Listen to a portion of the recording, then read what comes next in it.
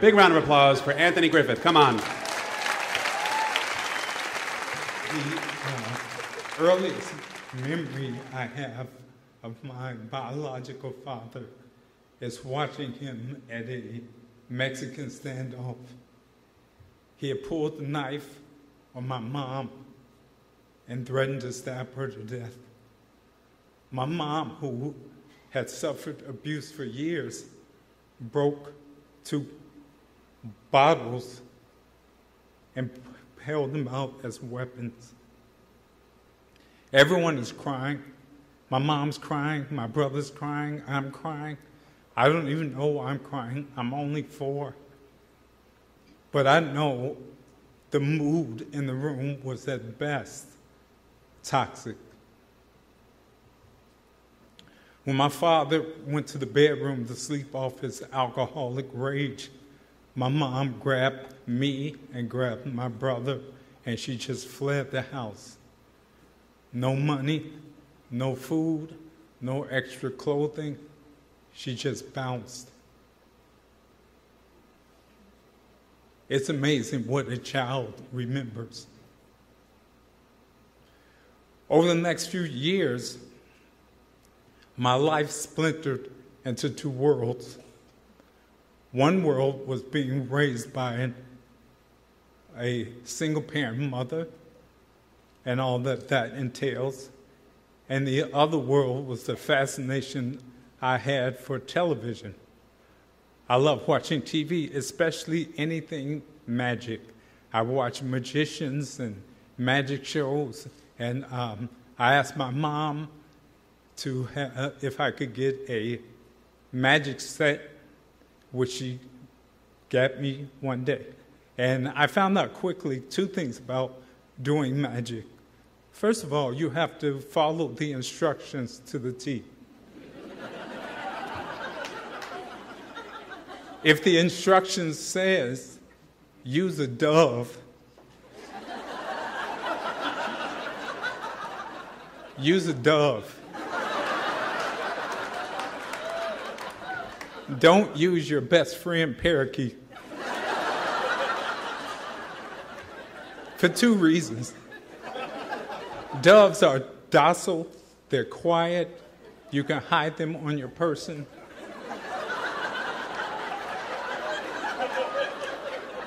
Parakeets bite, and they're always talking. You can't shut them up.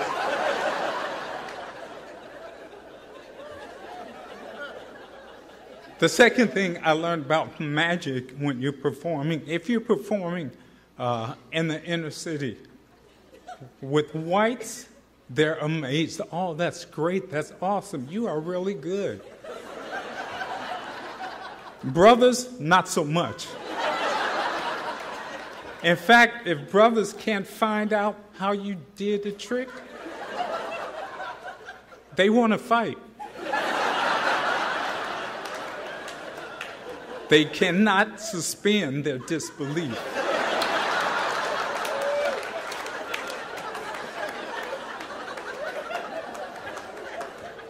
But my mom was cool because my mom was right there with me.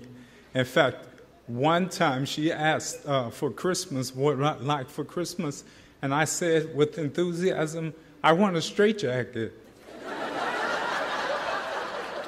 And sure enough, under the tree was a crisp, never before used straitjacket. And I asked my mom years later, like, how did you ever get a straitjacket? And she said, well, I called an insane asylum. And I said, my son wants to be a magician. How much would a straitjacket cost? But that was just like my mom. My mom went to the bat and beyond because she would do anything to make me happy. The other thing I liked about television was there was this show called Good Times. And I loved that because they had a strong father who wasn't abusive to his wife. He didn't run away. He didn't abandon his family.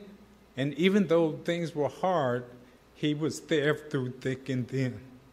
Not like my biological father, who was never there. And he would always call me up and say, hey, I'm going to pick you up. We're going to play baseball. We'll go to the baseball game. And I would sit by the window with my mitt and my baseball hat. And I would wait for my father. And my mom, she would play catch with me until he came, which he never did. And that went on for years, that he would call me up. I would give him my mitt and my bat and my hat, and I'd wait for him, and my mom would play catch with me, wait for him, which he never did. When I became a young teenager, I hated baseball.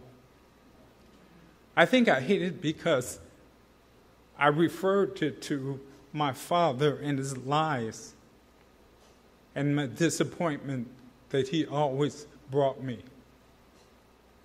And I was becoming a young adult. I was becoming 17, 18, so my life was changing because I was becoming a young man, black man from the inner city. And for some reason, people started to be afraid of me, and I didn't know why. Women would clench their purses in elevators. Every time I went to a department store, security would watch me over and over.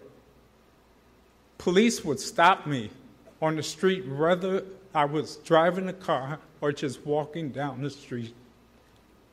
And I was becoming frustrated. I didn't know why. All of a sudden, I was the enemy of the state. There was no one to tell me that. My biological father was not there, and even my fictitious father in good times had been replaced, and he was no longer on the show. So I was just a frustrated young man. And as much as my mom wanted to intervene, she knew this was the time where I had to figure out the world for myself. This was my crazy rite of passage. So it got to a point that I was a young adult. I was 20, 21, and I got a call from my biological father. And he said, I'm down the street. I want to see you.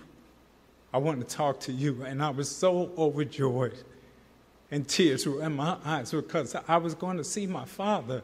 And it had been years. And we were going to shoot the breeze. And I was going to tell him who I was. And he was going to tell me who he was. And everything was going to be right. And it was going to be better than the show Good Times because we were going to be a family again.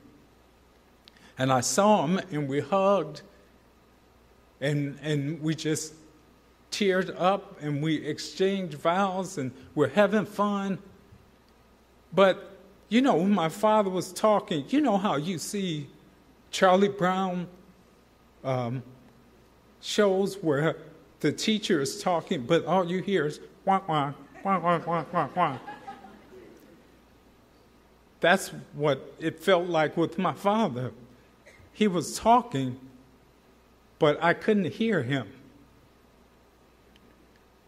And then everything slowed down. There was a part of me, there was a verse in the Bible that says, when I was a child, I thought like a child. I acted like a child. I reasoned like a child. But when I became a man, I put away childish things. I had become a man. And one thing I had to put away as a child was the belief that my father would be coming back. That father that I wanted so much to be a part of my life would never be in my life per se.